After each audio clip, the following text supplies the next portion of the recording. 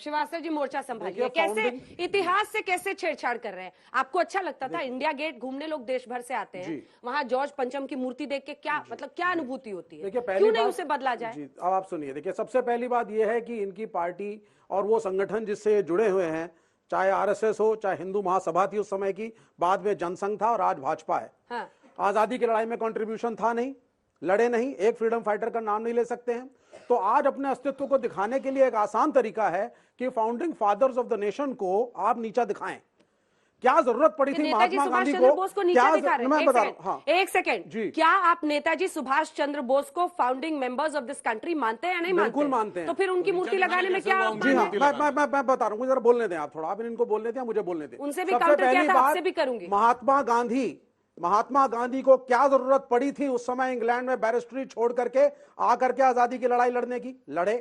क्या जरूरत पड़ी थी मोतीलाल नेहरू जो कि एक संपन्न परिवार से, उनके बेटे जवाहरलाल को आकर के छोड़ छाड़ के आजादी की लड़ाई में लड़ने में? क्या लिखा हुआ था कि 30 से 40 साल के बाद यह देश आजाद होगा और मैं प्रधानमंत्री बनूंगा?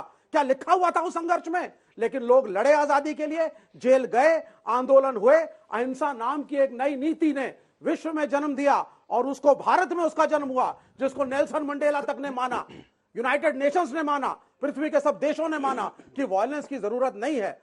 सभ्य समाज की तरह हम लोग बात करके भी मसलों को सुलझा सकते हैं। यहां तक कि वामपंथी लोगों ने भी निर्णय लिया कि भारत के अंदर लेफ्ट फ्रंट चुनाव लड़ेगा और क्रांति और वायलेंस के बजाय बैलेट के थ्रू, चुनाव के थ्रू सत्ता में आने की कोशिश करेगा। ये सब चीजें इनको आप नकारना चाहते हैं। राजपथ, अरे राज किसका है आज? अरे लोगों का राज है। राज शब्द को बदलने से क्या हो जाएगा? क्या हमारे देश में डेमोक्रेसी नहीं है? डेमोक्रेसी नहीं है हमारे देश में। पहले मैं एक बात बता दूं, इनकी पार्टी का नाम क्या है? Communist party of India. Check कर लीजिए सब लोग, ये भारत की कम्युनिस्ट पार्टी है, भारतीय पार्टी नहीं है। नहीं, ये मल्टीनेशनल की इंडिया ब्रांच। आप डाइवर्ट कर रहे हैं। डाइवर्ट नहीं कर रहे हैं, डाइवर्ट कर रहे हैं। आप डाइवर्ट कर रहे हैं। कहता हूं कांग्रेस कम से कम आप डाइवर्ट कर रहे हैं। भारतीय राष्ट्रीय कांग्रेस कहती है, ये भारत की कम्युनिस्ट पार्टी कहते हैं। आप डाइवर्ट कर रहे हैं। आजादी के बाद इन्होंने सशस्त्र संघर्ष करके सत्ता कब्जा करने का प्रयास किया था, इसलिए इन पर भी प्रतिबंध लगा था। लोग भूल जाते हैं। देखिए, आजादी की लड़ाई में हट गया था। मैं आपसे जवाब लूंगी, पूरा कर लें तुरंत। ठीक है, वो पूरा करें। इन पे प्रतिबंध लगा रहा 1949 पे। और आपको एक मजेदार बात बता दूं, इनसे प्रतिबंध हटाने के लिए नेहरू जी से सिफारिश किसने की थी? एडविना माउंटबेटन ने। और ये नेहरू जी के लेटर्स में जाके चेक कर लीजिएगा। यही तो समस्या है कि बगैर पढ़े हुए लोग हवा में आरोप लगाने के लिए चले आते हैं और कम्युनिस्ट पार्टी पे प्रतिबंध लगा रहा। और इनसे पूछिए, 42 के भारत छोड़ो आंदोलन में साथ में थे? नहीं थे। कारण क्या था?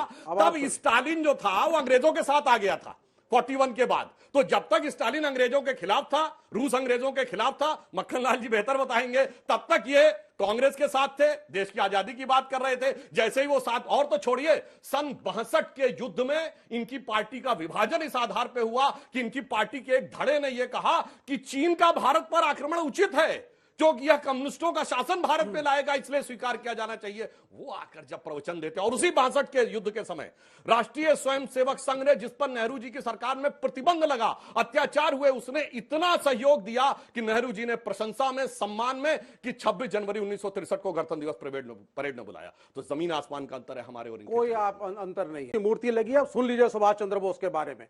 जब सुभाष चंद्र बोस को अंग्रेजों ने नजरबंद किया था तो भारतीय कम्युनिस्ट पार्टी के श्रीपद अमृत डांगे के कैडर ने भेष बदल करके उनको भारत से बाहर निकाला और अफगानिस्तान के रास्ते रूस के बॉर्डर पे लेके गए। ये है ऑल इंडिया फॉरवर्ड ब्लॉक। जो पार्टी जो सुभाष चंद्र बोस ने बनाई, वो आज भी लेफ्ट फ्रंट का पार्ट है और सीपीआई के साथ खड़ा होकर के सत्ता में है। ये नहीं बताएंगे आप लोगों को कि ऑल इंडिया फॉरवर्ड ब्लॉक क्या है? हमें खुशी है आपने सुभाष चंद्र बोस। बजा दीजिए ना ताली की नेताजी की मूर्ति लग गई उस जगह पर जहां को हर हिंदुस्तानी देखता है। नेताजी की मूर्ति इसलिए लगाई गई है क्योंकि ये उसके जरिए, ये नेताजी के फॉलोअर नहीं है। ये कभी नेताजी के फॉलोअर नहीं थे। ये तो वो लोग हैं जो भगत सिंह का जब केस चला था तो भगत सिंह का केस, उसके खिलाफ किसने लड़ा? आरएसएस के आदमी ने लड़ा था। चेक करिए इतिहास को। जब भगत सिंह का केस चल रहा था तो आरएसएस के आदमी ने लड़ा था। नाम बताइए। और जो भगत सिंह को जस्टिफाई किया था, नाम बताइए। उनका एग्जैक्ट नाम को नहीं याद आ रहा है। अब एग्जैक्ट तो बात करनी पड़ेगी ना। आप पढ़िए उसको, एग्जैक्ट नाम नहीं आ रहा है, गूगल चेक करिए, अभी चेक करिए। भगत सिंह के खिलाफ अंग्रेजों के वामपंथी को भी बताइए, गूगल जैसे मल्टीनेशनल का ही सहारा मैंने आपको बता दिया। अरे कुछ तो यहाँ भी रखिए, गूगल ही करते करिए। ये सुभाष चंद्र बोस के छोटा सा जवाब दो मुझे इन दोनों मेहमानों के बिल्कुल छोटा सा, बिल्कुल छोटा। इन्होंने श्रीपाद अमृत डागे का नाम लिया, बिल्कुल इनके संस्थापक सदस्य। मैंने पहले आप उस जाके वकील का चेक नाम करिए, बताइए एक मिनट में जो पूरी बात भगत सिंह बता के रहा हूं। खिलाफ था। अरे भैया और नाम क्या आप वो नहीं बता RSS पा रहे, का चढ़े था हमारे नहीं? ऊपर जा ये रहे बता हैं, अजीब दीजिए। बात है। मैं फैक्ट के साथ बोल रहा हूं। सुनिए, 28 जुलाई 1924 को श्रीपाद अमृत डांगे ने उत्तर प्रदेश की सीतापुर जेल से माफीनामे में लिखा, obliged to be your most obedient servant. और ये मैं नहीं कह रहा हूं, खुद कम्युनिस्ट पार्टी के कम्युनिस्ट पार्टी के अखबार द करंट ने 17 मार्च 1964 को प्रकाशित किया, जब इनकी पार्टी में अच्छी लड़ाई हो गई थी। ये कम्युनिस्ट पार्टी का, मैं डेट के साथ बोल रहा हूँ, हवा में नहीं बोल रहा हूँ, मुझे याद नहीं है। मैं बोल रहा हूँ बताया वो कौन वकील था आपकी तरफ से 1964 द करंट जो इनकी पार्टी का माउथ पीस था, उसमें इनके विरोधी गुट ने माफीनामा छाप दिया। अब भैया आपस में लड़ो, हमसे बिल्कुल नहीं। प्रोफेसर मक्खनलाल जी, कहा जा रहा है कि आजादी के टाइम पे कंट्रीब्यूट किया नहीं, अब जॉर्ज पंचम की मूर्ति हटाकर नेताजी की मूर्ति लगाकर आपसे निवेदन यही है कि हमारे मित्रों को ये रोकिएगा कि बीच में न तो मैं बोलता हूं और 45.5 साल यूनिवर्सिटी में क्लास लेने के बाद आदत पड़ गई है कि जब बोल रहे हैं तो बीच में इंटरप्ट मत करिए।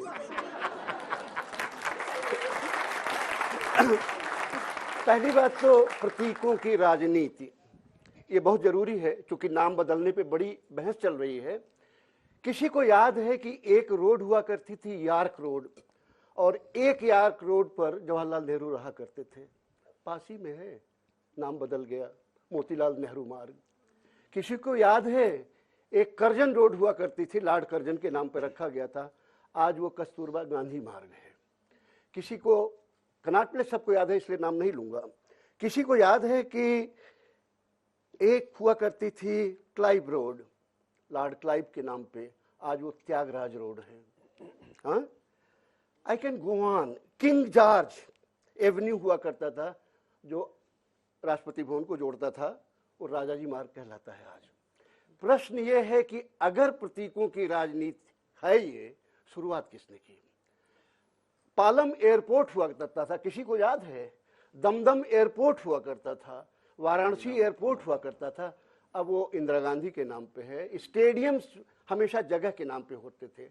ये क्या राजनीति थी, कैसी थी?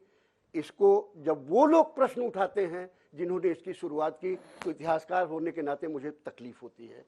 नहीं, प्रतीकों की राजनीति सबने किया है, जिसको जब भी मौका लगा।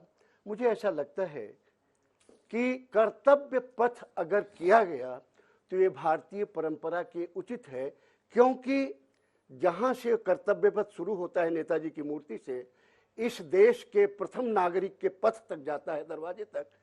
सबको याद दिलाएगा आपके अधिकार ही नहीं हैं, आपके कुछ कर्तव्य हैं इस देश के प्रति, जहां आप पढ़ रहे हैं, लिख रहे हैं, बड़े हो रहे हैं। दूसरी बात आपने कहा आज़ादी की लड़ाई। आज़ादी की लड़ाई के बारे में बहुत कम लोगों को पता है, और शायद आप डेट बता देंगे। 1935-36 में 1 साल के लिए हेडगेवार जेल में थे, इसलिए कि उनको आज़ादी की लड़ाई में संघ छोड़ के गए थे। उन्होंने कहा था जिसको भी आज़ादी की लड़ाई में भाग लेना है, राजनीतिक भाग, संघ छोड़ दे। वो खुद संस्थापक थे, छोड़ के चले गए थे। मैं जरा एक बात अपने मित्र श्रीवास्तव जी से कहना चाहूँगा कि ये मेरे लिए एक नई जानकारी है कि श्रीपाद अमृत डांगे ने नेताजी को उनके घर से निकाला। अन्यथा आज तक जितनी किताबें पढ़ी हैं, 8,500 से ज़्यादा किताबें मेरे अपने पास घर में हैं, आज तक और हज़ारों आर्टिकल पढ़े हैं, कभी ये नाम नहीं लिया। दूसरी बात ये, आज़ादी की लड़ाई में क्या कम्युनिस्ट पार्टी ऑफ इंडिया का योगदान था, ज़रा सोचिए कि 1939 से लेकर 1946 तक पीसी जोशी और कम्युनिस्ट पार्टी को 2 स्रोतों से 33,000 रुपए मिलते थे, इसलिए कि जो आजादी की लड़ाई में भाग ले रहे हैं, कांग्रेस हैं, क्रांतिकारी हैं, उनके प्रति वो वीकली रिपोर्ट गवर्नमेंट को दें। इन्होंने 8 साल तक वो काम किया है। आज नेताजी के नाम पे वो चाहे जितना ठाकी पूछे, लेकिन जरा कोई पूछे पीपुल्स डेमोक्रेसी में नेताजी को टोजो का कुत्ता किसने कहा और हिटलर की टोपी किसने पहनाई? हमें ये बहुत दुख होता है कि जो लोग ये कहते थे 15 अगस्त को ये आजादी तो जो झूठी जापान है, के पीएम थे वो उनके बारे में, तो जो जापान के पीएम थे उनके जी, बारे में, टोजो नेताजी का- के बारे में ये शब्द प्रयोग किए थे कमल, टोजो का कुत्ता कार्टून है। कार्टून के साथ। और जिसने 15 अगस्त को ये कहा ये आजादी झूठी है, आज वो आजादी की बात करते हैं तो इतिहासकार होने के नाते मैं जरा शर्म से झुक जाता हूं कि अगर यही लोग थे, आपकी एक शेर बहुत अक्सर सुनाते हैं कि क्या मंजिल मिली उन्हीं को जो सफर में शामिल न थे। तो अगर ये मैं एक एप्रोप्रिएट लाइन में बोल देता हूं, इन्होंने शेर कहा कि नौरंगिए सियासते दौरा तो देखिए कि मंजिल मिली उन्हीं को जो शरीके सफर सफर न थे, जो सफर में शामिल नहीं थे वो मंजिल पे पहुंच गए।